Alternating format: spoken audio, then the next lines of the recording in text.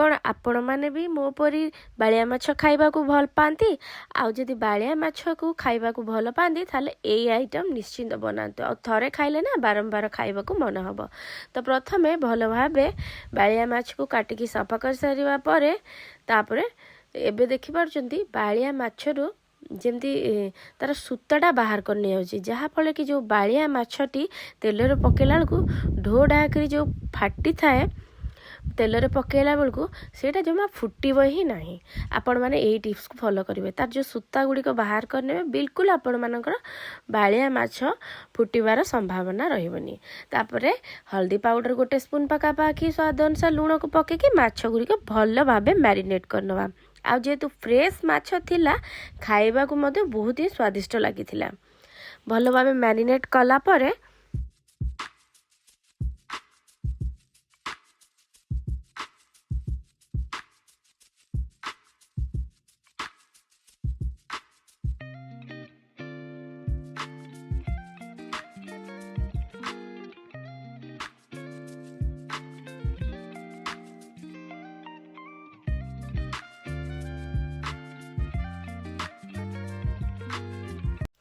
एबे माछ गुड़िक आमर भल भाव मैरिनेट हो जाइए।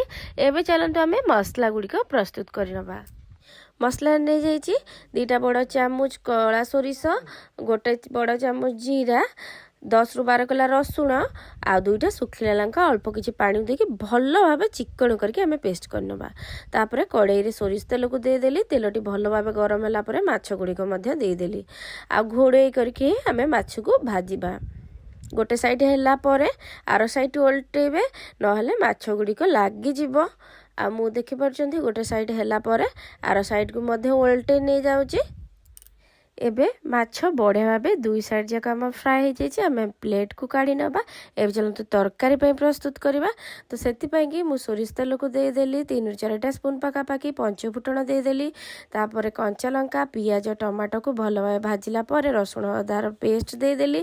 तापर दे दोची हल्दी powder, Kashmir red chilli powder, तापर सोरिष मसला को देदेली। तापर किछ समय कसिला परे स्वाद अनुसार लुण को देके तरकारी पानी को देदेली। फुटी गला परे माछ को दे देथिली। तापरे आंबुल को देदेली। तापरे घोड़नी देकी ताकू मीडियम फ्लेम रे 10 मिनिट पकापाखि छाड़ी नहीं जाइतली। एबे देखि पारचंदी एबे हमर बालिया माछ फ्राए पूरा रेडी हेची। एमती थरे निश्चिंत बालिया माछ को ट्राई करंतु। आशा कुछ रेसिपी भल लागथिबो। भल लागले सौम्यदीप फूड ब्लॉगर को सब्सक्राइब कर देबे। देखा नेक्स्ट वीडियो रे। नमस्कार।